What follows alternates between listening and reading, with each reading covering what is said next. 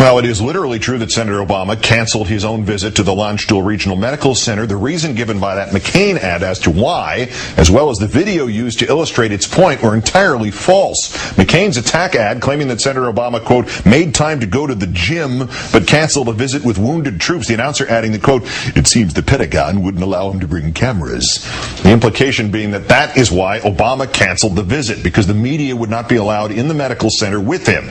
But when Obama visited the wounded troops at Walter Reed in Washington last month, no cameras or reporters were with him then, and that had been exactly the plan this time. No media, just a visit. As for the claim that Obama went to the gym instead, the footage used in the McCain ad is from his time in Kuwait a week ago, playing basketball with the troops. With thanks to the folks at factcheck.org, here are two more misleading statements from the McCain ad. It is literally true. Obama has not held a Senate subcommittee hearing on Afghanistan, but the full Senate Foreign Relations Committee has held 3 hearings on Afghanistan in the same span the last 2 years. Obama attended one of those, and while it is literally true that Senator Obama has not been to Iraq, quote, in years, he had previously visited in January 2006. So years? Yes. 2.5 years. The McCain ad giving the impression that it had been like, a century.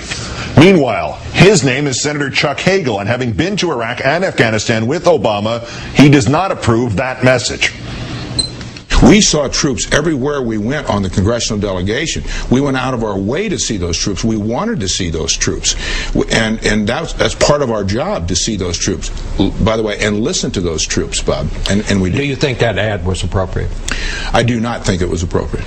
Join now Robert Gibbs, Senior Strategist for Communications and Message for the Obama campaign. Thank you for your time tonight, sir. Thanks for having me. Based on the terms presented by the Pentagon, it seems the senator still could have visited Landstuhl if he just had his security detail with him. Why was the decision made not to do that very low-key, very minimalist visit?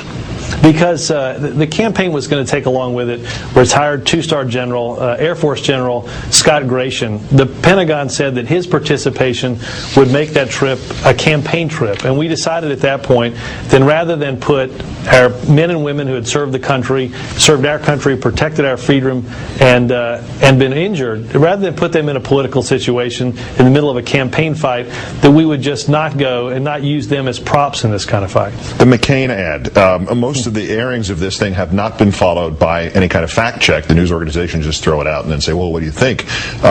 Never mind the fact that the McCain campaign's ad buy for this seems to be sort of like a token effort, that this was more intended for kind of what you just saw here being played on television news.